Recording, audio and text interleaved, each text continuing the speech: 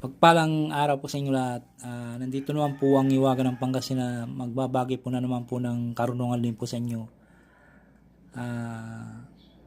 Kung gusto po niyo talaga matutong gamot po, kaya kailangan po ay pakakalog ko po sa inyo ito.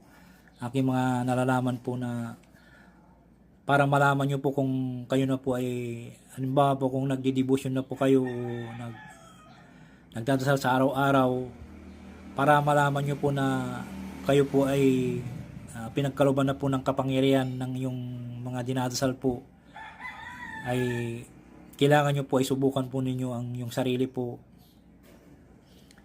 sa pamamagitan ng aking babagi po sa inyo. Ay malalaman nyo po kung kayo po ay pwede na po manggamot o kayo na po ay may virtudes po. Paraan para malaman mo na ikaw ay virtudes at ikaw ay may taglay na kapangyarihan po. Para malaman nyo po,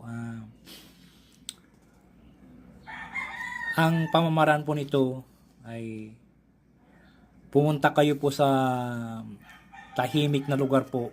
Kung halimbawa po, pwede po kayong pumunta sa gilid ng dagat, kung malapit po yung dagat po sa inyo, o sa mga bakanting lupa po o lugar na wala pong nakakaalam, kayo lamang po nakakaalam.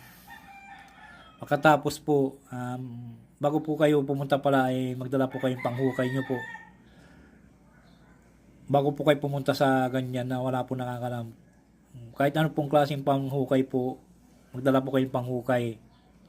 Tapos kumuha po kayo ng bato na yung sinasabing batong patay po, hindi buhay. Ang buhay po ay marami sa dagat, pero yung patay po marami sa mga gilid-gilid lamang po. Basta pumili po kayo ng batong patay po. Pagkatapos po ay ang pamamaraan po ay maghanap ng bakanting lote na ikaw lang ang nakakaalam. Pagkatapos pagdating niyo po doon, maghukay po kayo ng lupa na hanggang siko ang lalim po.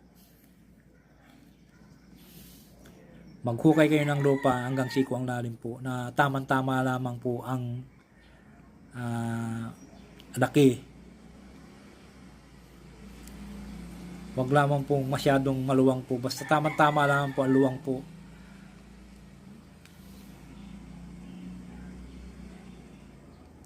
At hanggang siko ang lalim po, hanggang siko po ang lalim. Pagkatapos po ay ihulog nyo po yung, pag nakatapos nyo na po nahukay hanggang siko po,